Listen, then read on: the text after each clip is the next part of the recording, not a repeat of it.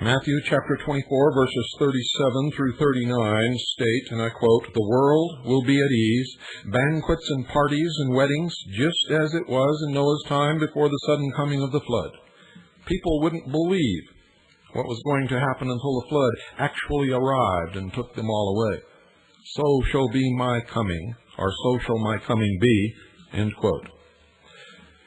Every ancient culture tells the story of a prehistoric civilization destroyed by flood. Apart from the biblical account of Noah's flood, the most renowned is the legend of the sinking of Atlantis. Ignatius Donnelly in Atlantis, the Antediluvian World, compares the biblical account with this Greek legend. My throat is getting dry, folks, and my tongue is becoming tied to my wisdom tooth, so you'll have to forgive me as I go along. The biblical deluge plainly refers to the destruction of Atlantis and agrees in many important particulars with the account given by Plato. The people destroyed were in both instances the ancient race that had created civilization. They had formerly been in a happy and sinless condition. They had become great and wicked. They were destroyed for their sins, and they were destroyed by water. And if you will remember, water means large numbers, masses of people. People. Democracy. Socialism destroyed Atlantis. That's a fact. Socialism. Democracy. Large numbers of people. Remember in The Lion King? The old king was killed by the stampede of the herd, the cattle, the people, brought on by the machinations of Scar, the dark lion with the scar above his eye representing Cain.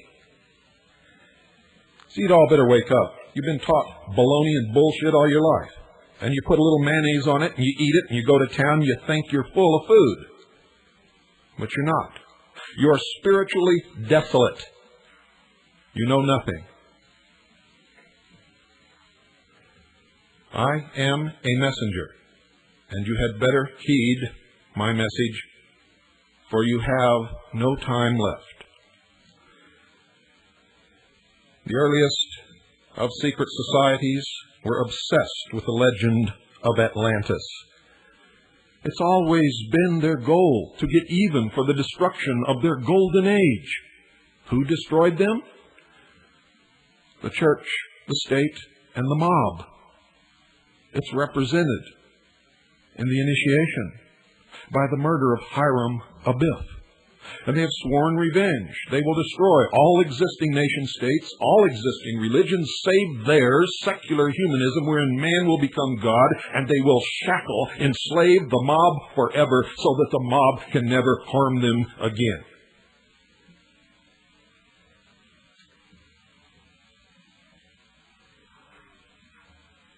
You get no helpings of baloney on the hour of the time. You get the truth, and it's force-fed, and you walk away full. And if you get down on your knees tonight and say a prayer, you will be spiritually awakened. William Still, in his book, The New World Order, informs us that, according to Masonic sources, the most important mystery of secret societies is an ancient plan passed down for thousands of years by oral tradition for the establishment of a world government, a universal democracy, a new Atlantis. It is called the Great Work. It is called the Plan. It is called the Enterprise.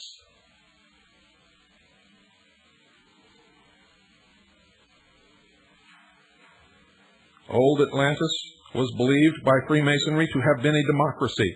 Legend states that it was also an advanced scientific society. In fact, it is reputed to have been the center of learning, and Still explains, quote, "Secret societies believe that in Atlantis stood a great university where most of the arts and sciences originated.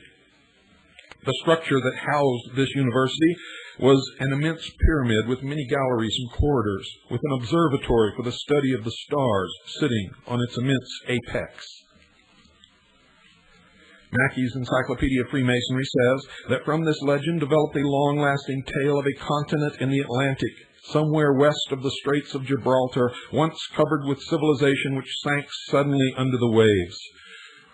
This legend sprang up from the inability of those who attempted to discover the meaning of this metaphor, their inability to understand the symbols. Explorers have searched for lost Atlantis in the Mediterranean, west and south of Africa, South America, and off the east coast of the United States.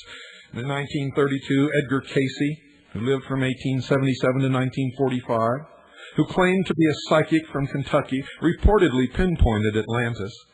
And to no one's surprise, Cayce said it was where Plato had located it, in the Atlantic Ocean, though Cayce did not specify exactly where in that great watery expanse, somewhere between the Mediterranean and the Gulf of Mexico. I guarantee you will find nothing there. Then he made another prediction that Atlantis would one day rise up out of the sea near the Caribbean island of Bimini.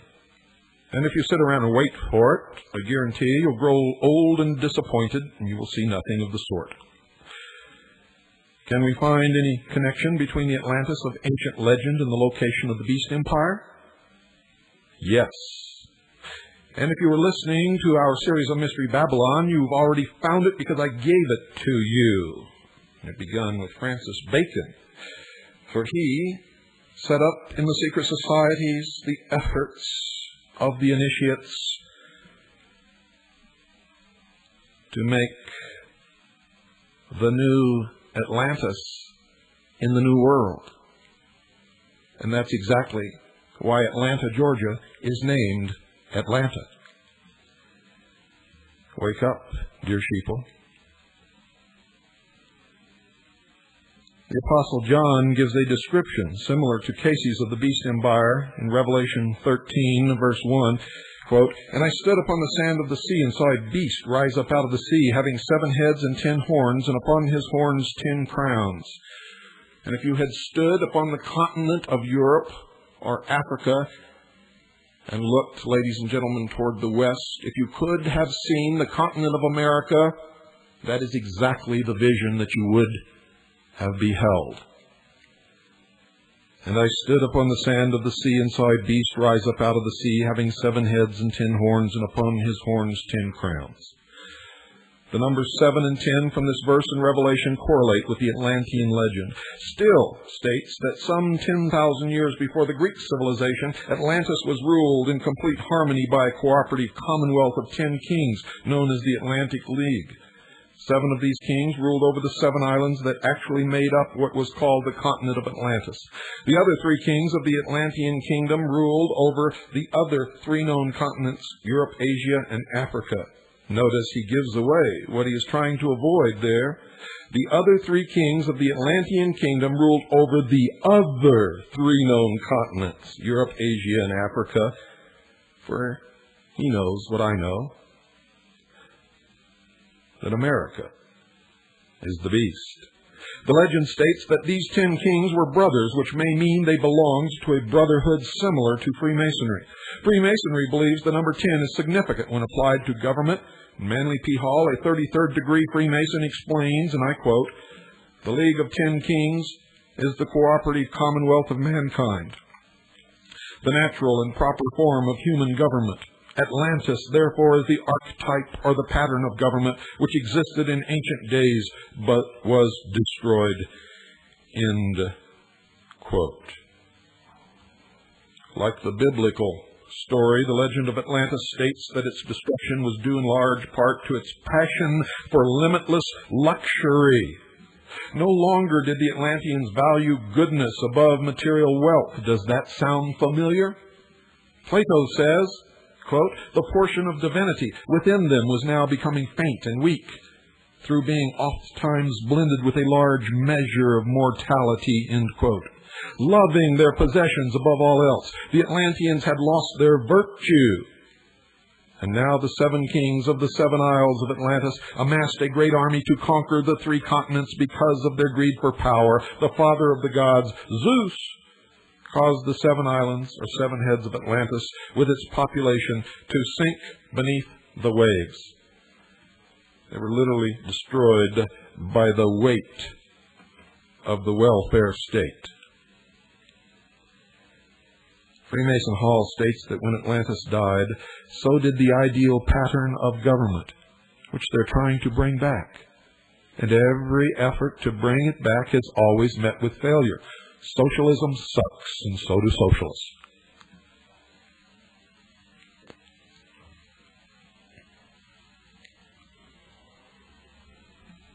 According to Hall, the League of 10 Kings is part of the secret doctrine, preserved by secret societies through their oral traditions. Hall believes that when the unifying force of the 10 kings was broken, destruction automatically followed. So complete was this destruction, he writes, that men forgot there is a better way of life and accepted the evils of war and crime and poverty as inevitable. The old Atlantis is gone, dissolved in a sea of human doubts, but the philosophical empire would come again as a democracy of wise men. I'm sure you've noticed how wise they are. They steal, they loot, they rob, they war, they lie, they deceive, they cash bad checks by the thousands. Freemasonry planned long ago to philosophically raise Atlantis out of the sea. Remember, the sea is the masses of people. And in this new land, reestablish democracy as a new world order, and it's written right on the dollar bill of the United States of America. Novus Ordo Seclorum. Novus Ordo Seclorum. And Seclorum is intentionally misspelled so that the total number of letters will equal 13, which is the representation of death and resurrection. For the old golden age will be resurrected. And if you noticed in the Lion King, it will be resurrected in the body of racism. For at the end of the movie, you saw all the animals standing only with their own kind, none of them mixed. And the hyenas, representing the black and Hispanic race, had disappeared and were nowhere in sight. Those who rule now call them the useless eaters of the world, and they fully intend to destroy them down to the last man, woman, and child. So much for their benevolent despotism, as they call it. For it's the same old story. A few brilliant men misleading a bunch of ignorant, stupid followers, causing them to believe in these myths to bring about the cause whereby the brilliant few shall rule all. The old dream of the pearl of great price being held in the hand of a man is coming to fruition. And all of you, I don't care what you believe, what church you attend, what race you are, what you think you know, you have been lied to, you have been deceived, you know nothing.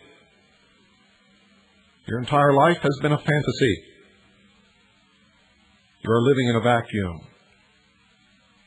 Your happiness is nothing but self-deception. It's all going to be yanked out from under you. Doesn't matter which side you're on. Doesn't matter what you believe.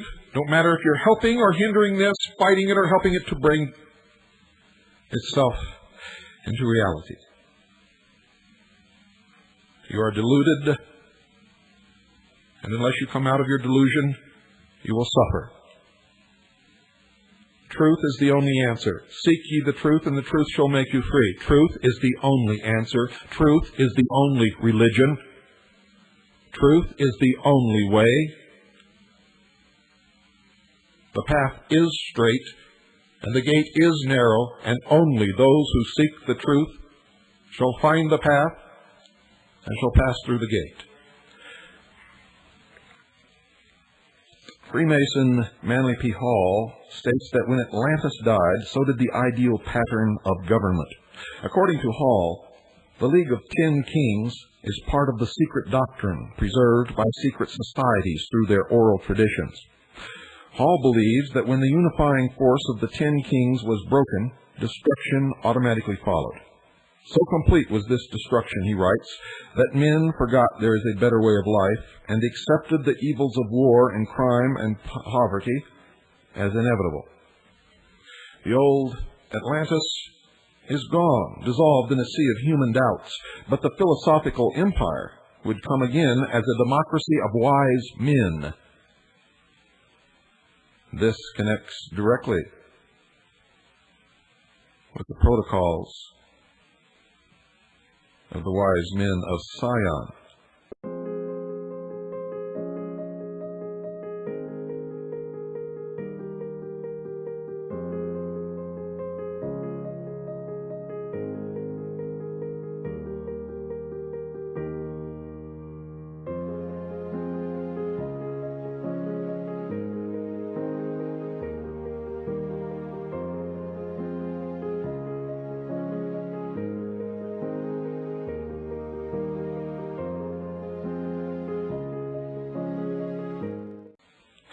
Freemasonry planned long ago to philosophically raise Atlantis out of the sea, and in this new land reestablish democracy as a new world order, Novus Ordo Seclorum. Masonic author George H. Steinmetz confirms in Freemasonry its hidden meaning that the democratic philosophy of Freemasonry has been traced back to the lost continent of Atlantis. He attempts to prove that Atlantis was a Masonic society by suggesting that the destroyed temples of Upper Egypt are all part of that Atlantean destruction. There, in Egypt, we find their ruined temples, which compared with our lodge rooms, have similar floor plans, the same dark north, and many of the same emblems. And remember, in the Lion King, to the north was darkness and desolation. What about that shadowy place? That's beyond our borders. You must never go there, Simba. Finally, Steinmetz says that one cannot understand the universality of Freemasonry without accepting the Atlantean account. Hall concurs. Masonry is a university teaching the liberal arts and sciences of the soul to all who will attend to its words. It is a shadow of the great Atlantean mystery school which stood with all its splendor in the ancient city of the Golden Gates, where now the turbulent Atlantic rolls in unbroken sweep. And I bet you wondered why they named the bridge in San Francisco the Golden Gate Bridge. Now you know. Hall suggests that the antediluvian civilization was democratic, that Freemasonry planned over 3 centuries ago to recreate a universal democratic society that will philosophically rise up out of the sea, and like Atlantis, join with 10 kings to lead mankind in the pursuit of universal happiness. And what is the sea? Remember, the sea is the mass of humanity, great numbers of people. To rise up out of the sea is to establish through revolution. And that's coming. He says that the Christian church has delayed the search for the new Atlantis, and that's why they hate Christians, and Christians, like Orthodox Jews and the followers of the Prophet Muhammad, are scheduled for extermination in the New World Order. And he alludes to the ancient Roman Empire as the last attempt at resurrection of the Atlantean project, and states that another attempt would be made. Now we can see how Freemasonry's planned resurrection of Atlantis correlates with Daniel's prophecy of a revived Roman Empire. Likewise, John's vision of the beast with 10 horns, representing 10 kings, is more significant in this regard, given the fact that Freemasonry calls for its one-world government to be patterned after the Atlantean League of 10 kings. Therefore, to locate the headquarters of Freemasonry's new philosophical Atlantis, Daniel's revived Roman Empire, and John's beast, we must search for a land that meets the following requirements. 1. If old Atlantis was democratic, then new Atlantis will be democratic and most likely be born of Templar French Freemasonry, the father of modern socialism. 2. John's beast and Freemasonry's philosophical Atlantis will figuratively rise up out of the sea in the Atlantic Ocean, somewhere west of the Straits of Gibraltar, where old Atlantis was alleged to have sunk, and will be established through revolution from out of the masses of people.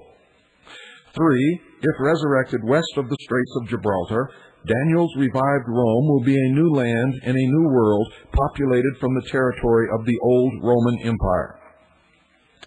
4. Daniel's uncivilized beast will be born in an uncivilized western land bordered by water. From Daniel's vantage point at Babylon, a land in the extreme west. 5. John's beast will eventually unite with 10 kings, as did old Atlantis, or will be divided into 10 regions according to the plan or the world model of the Club of Rome. And on its model, the world will also be divided into 10 regions. Unlike Edgar Cayce, Manly P. Hall is not looking for ancient Atlantis to literally rise out of the sea, and neither am I, and neither should you, but I know that some of you at least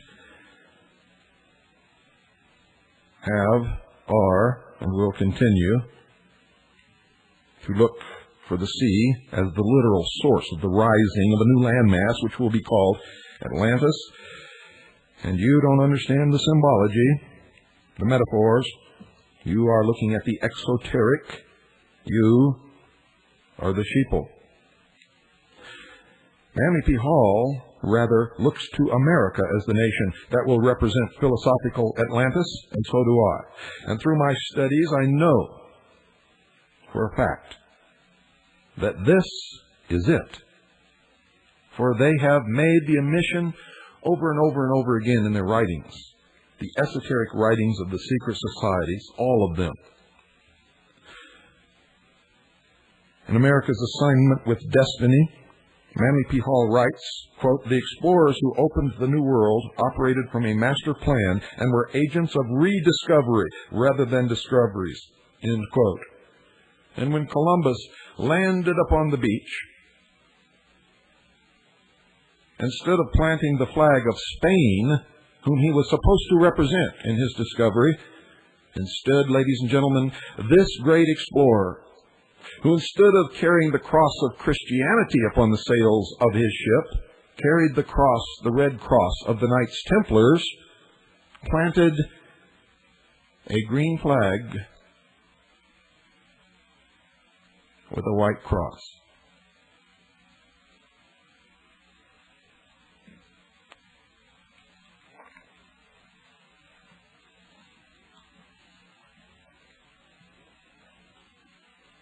In a second book, called The Secret Destiny of America, Manly P. Hall claims that the unifying goal of ancient secret societies was to create a new Atlantis beyond the Atlantic Ocean in what is now called America. The bold resolution, he said, was that this western continent should become the site of the philosophic empire.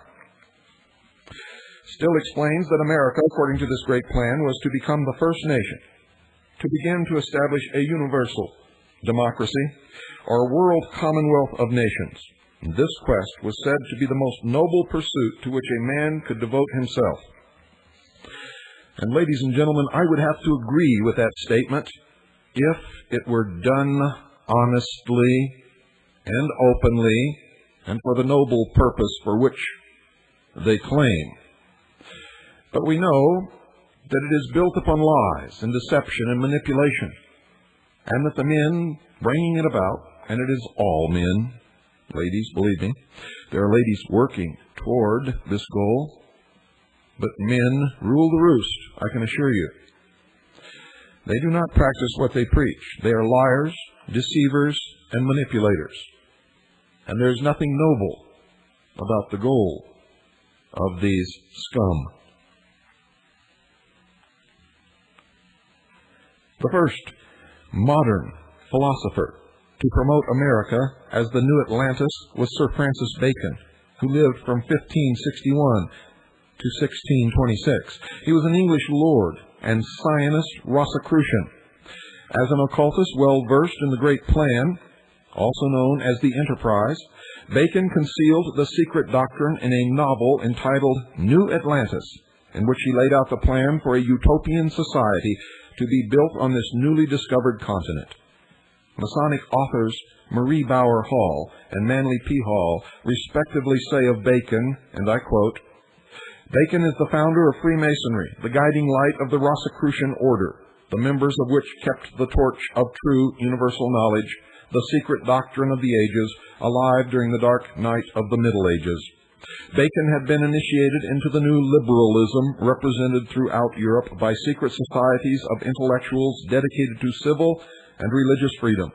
Later, when the moment was propitious, he threw the weight of his literary group with the English colonization plan for America, cherishing, as he did, the dream of a great commonwealth in the new Atlantis." End quote. Still, says Baconian scholar and Masonic enthusiast Marie Bauer Hall, believes this great plan has been perpetuated by an international group of only the highest initiates of the secret societies, as I have revealed to you over the years. We've seen how this international group of highest initiates of the secret societies has changed its name many, many times to conceal the great plan, the great work, the enterprise. Bacon was the first of modern philosophers to reveal this plan as a Masonic blueprint for America. The hierarchy in his day was the Priory of Sion, operating through the Order of Rose Cross, and later the Royal Society, now known as the Royal Institute of International Affairs, spawned off of the Royal Society, which still exists. It's also known as Chatham House. It is the private club for British intelligence. It was then usurped by the Knights Templar, who initially operated through the Illuminati, then the Palladian, and now through Lucis Trust. Rosicrucian Sir Walter Raleigh, a member of a secret society named after Bacon, the Baconian Circle, began the British exploration in America in 1585, settling off the coast of North Carolina on Roanoke Island. His colony failed, and England did not attempt colonization again for a generation. Meanwhile, in 1603, the Priory of Sion lost Great Britain to the Templars when James Stuart VI of Scotland ascended the British throne as King James I. German Rosicrucians immediately went into action, founding Rosicrucian Freemasonry in England, then backing Cromwell to dethrone the Templar Stuarts. Many Protestants joined Cromwell's cause. Finally, in 1717, the Stuarts, with their Templar Freemasonry, were deported to France. During the on-and-off English Revolution that spanned the latter half of the 17th century, the New World was colonized by British and European Protestants fleeing persecution. In 1733, English Freemasonry entered America, founding St. John's Lodge at Boston. Boston, in effect, became the Masonic capital of Britain's transatlantic colonies.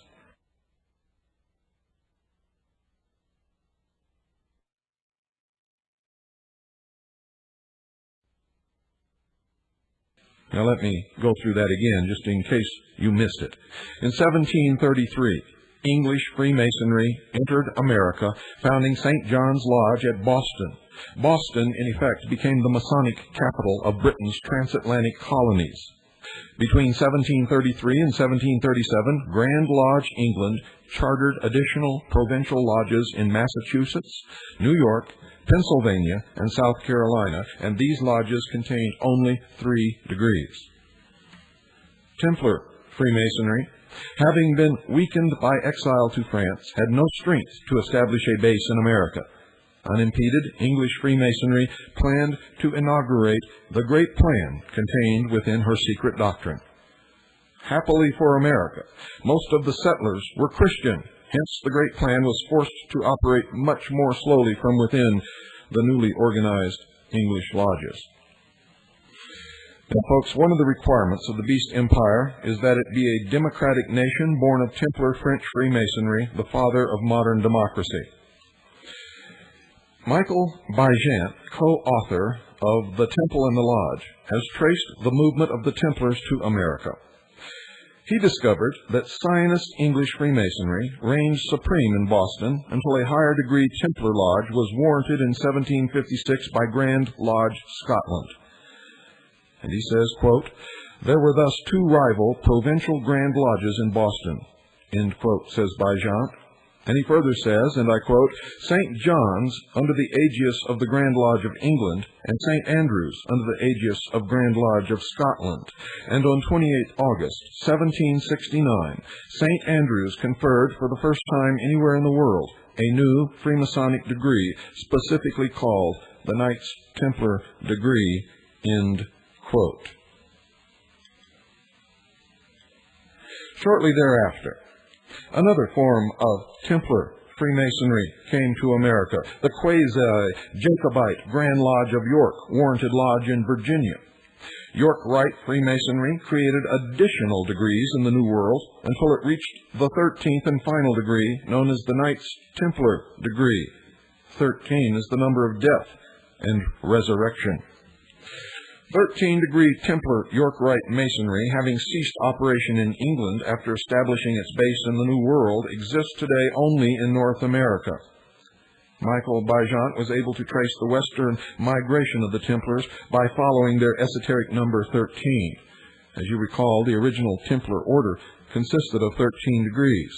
The number 13 also commemorates Friday the 13th, 1307, the day persecution of the Templars began. In 1314, some books say, and the esoteric books say 1313, Jacques de Molay, the Grand Master of the Knights Templar, was burned at the stake. Only in America, says Baigent, has the Templar Grand Master received his most flattering and lavish public homage in the form of a youth organization sponsored by Freemasonry known as the Order of de Molay, which William Clinton belonged to. We have traced his evolution from the Order of de Molay to the York Rite of Freemasonry, which is the Templar branch, of which we know he rose as high as the 7th degree.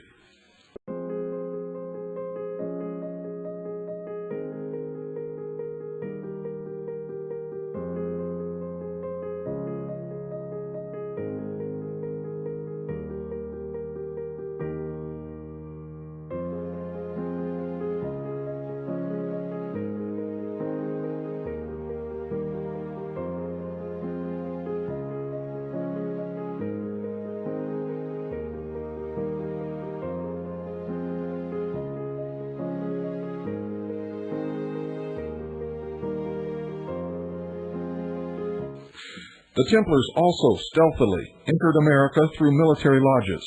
Of particular significance are those chartered by the Irish Grand Lodge, which offered the higher degrees of Jacobite Masonry. Later, these lodges incorporated the French Templar Scottish Rite of Freemasonry, which then were known as the French Templar Scottish Rite degrees. And it further divided colonial America between two rival forms of Freemasonry. While British politics in the colonies was dominated by English Masons in the Northeast, her military was under the influence of French Templar field lodges throughout the colonies, not a stable union for governing 13 rebellious colonies. Another identifying characteristic of the beast's revived Roman Empire, according to our analysis of Daniel chapter 7, verses 7 through 8, in chapter 26, is that it must be populated by immigrants from the territory governed by the old Roman Empire. Of course, colonial America was populated by peoples from a Europe shaped by ancient Rome and later by the Holy Roman Empire. Templar influence in America began after Prince Charles Edward, the young Stuart pretender, failed to regain his British throne. As you may recall, in 1746, he was soundly defeated, forever dashing the hopes of Scottish Templars recapturing England. And as a result, many Irish and Scottish Templar Jacobites who had fought with Charles Stuart fled to America. Those who returned to France with the prince founded the Scottish Rite of Freemasonry. Between 1745 and 1753, the British and European Templar population in the New World had increased dramatically. In 1754, Benjamin Franklin attempted to relieve population pressure by proposing a plan for the union of all 13 colonies. The British government rejected Franklin's proposal, fearing a united America would be difficult to control. Subsequently, the exploring population was forced to move west into French territory, which precipitated the French and Indian War in America, a phase of the 7 Years' War on the continent of Europe. During this war, the French military brought to the New World the Templar Scottish Rite, first setting up base at Boston, then Charleston, South Carolina. Michael Bejant, in The Temple and the Lodge, explains, and I quote, "Prior to the 7 Years' War, most of the Freemasonry in North America was orthodox, pro-Hanoverian, warranted by Grand Lodge London. During the 7 Years' War, however, higher-degree Templar Freemasonry, by means of regimental field lodges, was transplanted on a large scale to the American colonies and quickly took root. Boston, the soil from which the American Revolution was to spring, exemplifies the process of transplantation and the friction that sometimes arose from it." Those who stuck to the British branch, or the British Lodge, became the Tories. Those who clung to French Freemasonry became the revolutionary Americans who established this nation. We know that George Bush and the Bush family belonged to the English branch of Freemasonry, and after George Bush left the office of President of the United States of America, he was knighted by Queen Elizabeth II. Benjamin Franklin became a Mason in February 1731 and Provincial Grand Master of Pennsylvania in 1734, and again in 1749. In 1756, he was inducted into the Royal Society in absentia. The Royal Society, as you may recall, was an English Masonic front organization for the Rosicrucian Priory of Sion. Between 1757 and 1762, and again between 1764 and 1775, Benjamin Franklin spent considerable time in England and France. While in England, he discovered English Freemasonry's secret doctrine for America. Franklin was in London in 1775 when he was made aware that war between the colonies and Great Britain might break out at any moment, so in March he returned to Philadelphia. Later that year, he attended the Second Continental Congress, through which he helped draft the Declaration of Independence. In 1776, he was sent to Paris, where he came in contact with the Illuminati. Franklin learned of the esoteric significance of the number 13 and the Illuminati plan for the 13 American colonies.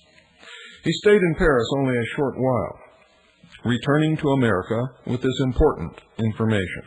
And on the afternoon of July 4th, 1776, he with 2 other Masons were appointed by the Continental Congress to design the Great Seal of the United States of America, which would include the seal of the Illuminati.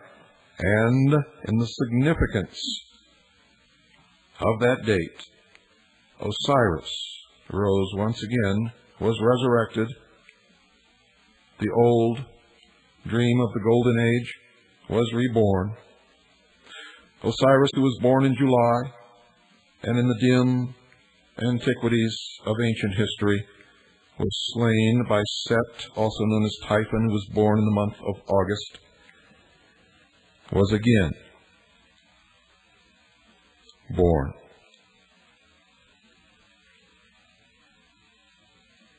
Bajant suggests that Franklin favored the Illuminati plan to create a new world democracy, a philosophical Atlantis, over the British plan for an oligarchic expansion of empire. When Franklin was in France, he began to build a spy network in preparation for America's independence from England. And Bajant gives us the details. Quote, "On 9 November 1777, a special committee The Committee of Congress for Secret Correspondence was appointed to establish a network of contacts among our friends abroad. Now, folks, our friends means initiates of the secret societies working in conjunction toward the completion of the great plan. This committee consisted of Robert Morris, John Jay, Benjamin Harrison, John Dickinson, and Benjamin Franklin, and this began the control of the intelligence community of the United States of America by the secret societies which still control it today. It was to operate extensively through Freemasonic channels and to lead to the creation of an elaborate spy network. At the same time, and quite coincidentally, it was to overlap a British spy network which ran parallel to it and also operated through Freemasonic channels. Both networks were to be based primarily in Paris, which became the center for a vast web of espionage, intrigue, and shifting allegiances. End quote. Spying was not foreign to Benjamin Franklin. As Deputy Postmaster General for the American colonies from the 1750s until 1775, he became particularly friendly with his British counterpart, Sir Francis Dashwood, who moved in Jacobite Masonic circles. Dashwood also had Masonic friends who were staunch supporters of Charles Edward Stuart. While in England, Franklin stayed at Dashwood's estate. Michael Bijant gives us more details about the traditional role of spymaster incumbent upon postmasters general. And I quote, "Because it afforded access to virtually all letters, all communications, the position of postmaster general was also traditionally that of spymaster. And during the American War for Independence, their experience as postmasters general was to stand both Dashwood and Franklin in good stead. In his dual role of spymaster and colonial ambassador to France, Franklin established his center of operations in Paris. He was accompanied here by two other appointees of the Congressional Committee for Secret Correspondence, Silas Deane and Arthur Lee. Lee's brother was based in London.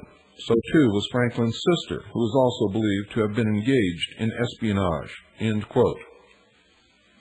Ben Franklin is often said to have been a Christian, but we know that he was not. He was also the master of the Lodge of 9 Muses in France. He lived with 2 different women out of wedlock and had several children who were in that day and age known as bastards. Franklin's sister introduced Franklin to the Howe brothers, one a general in the British Army, the other an admiral, both of whom belonged to Templar military lodges in the colonial theater of operation.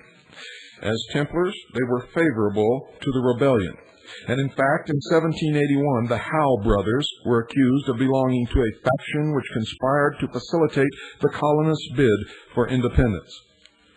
In my investigations of all of these people, their membership and their involvement is passed on from father to son, from mother to daughter, throughout the ages. The Howe family, ending today with the involvement of Linda Moulton Howe in the establishment of an extraterrestrial threat to this earth. Franklin's Templar Masonic friends in the Postal Service and in the military also had Templar sympathizers in the British Parliament. And these traitors to the British Crown clandestinely raised money for the colonial Continental Army and remitted it to Franklin in Paris. Franklin passed it on to North America or used it in France to purchase arms and material. In 1778, Franklin joined the Illuminati Lodge, Neuf Soeurs, or the 9 Sisters, the Lodge of the 9 Muses. He rose to be the master of that lodge, and he assisted in the initiation of Voltaire. Later, he became Grand Master of the lodge. In 1782, Franklin joined a more elusive and mysterious Freemasonic conclave known as the Royal Lodge of Commanders of the Temple West. So much for Benjamin Franklin. As stated earlier, the British spy network in Paris was also Masonic. Its agents had penetrated Franklin's operation by joining his 9 Sisters Lodge. Thus, the British government was kept apprised not only of the colonists' activities, but also of French plans for entering the war. British knowledge of the impending colonial revolt did not, however, reach ears in America, because the British colonial high command in charge of the Crown's army and navy in the New World, namely the Howe brothers, were Templar Freemasons solidly in the camp of Franklin. To guarantee the success of the American Revolution, the Howe brothers displayed dilatory conduct throughout the war.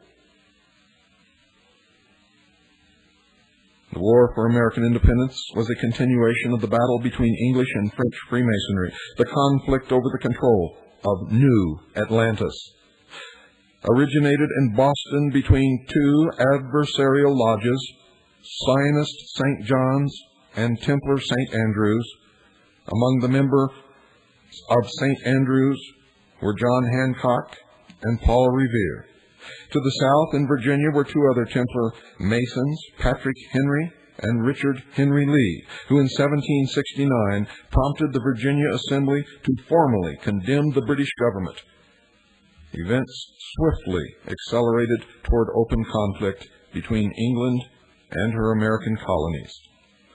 And in 1770, the famous Boston Massacre occurred when British sentries killed 5 rioters. In 1771, 13 rebels were executed for treason in North Carolina. In 1772, 2 prominent Freemasons, John Brown and Abraham Whipple, had attacked a customs ship off Rhode Island and burned it. In 1773, the British government increased the tax on tea to keep the British East India Company solvent. In retaliation, Knights Templar Freemasons from St. Andrew's Lodge, dressed as Mohawk Indians, after the meeting of the lodge adjourned, boarded the Dartmouth in Boston Harbor and dumped its tea overboard. This, ladies and gentlemen, is the truth about the famous Boston Tea Party that is said to have triggered the American Revolution. It took 3 months for the news of the Boston Tea Party to reach London, whereupon the British Parliament declared Massachusetts to be in a state of rebellion. Not realizing the significance of the Masonic division in the colonies, the Crown's action was swift and misguidedly drastic. The Boston Port Bill, which placed an embargo on all trade with Boston, for example, effectively closed the port and stiffened colonial resolve against the Crown. On September the 5th, 1774, the First Continental Congress convened in Philadelphia to plan action against the British. The Congress was under the presidency of Templar Freemason Peyton Randolph, a prominent attorney and provincial Grand Master of Virginia. Boston delegates included Samuel Adams and Paul Revere.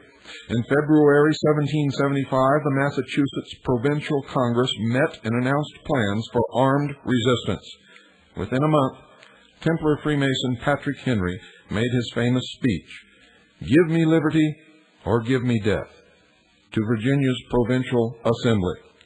On April 18, 1775, 700 British troops were dispatched outside Boston. Templar Freemason Paul Revere made his famous ride announcing, "The Redcoats are coming." The Templar bid to take America from Rosicrucian England had begun. The Red Capes are coming. The Red Capes are coming.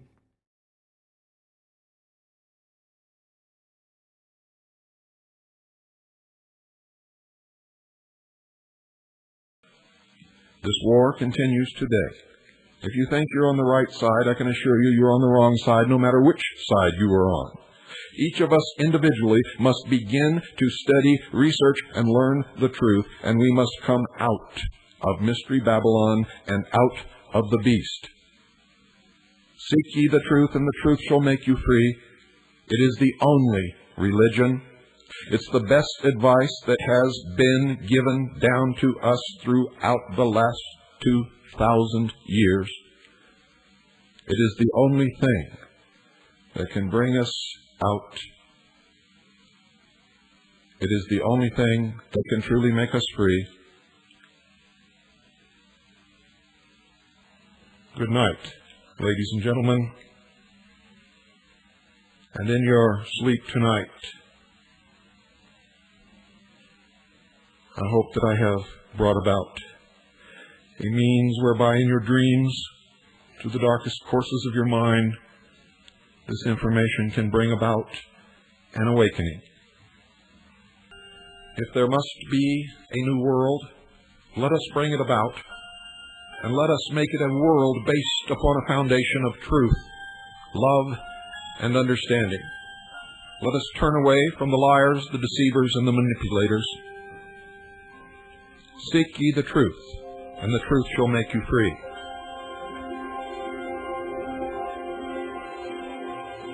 And in this message tonight can be, if you want it to be, the cocoon of a completely different world than those who would enslave us would bring into being.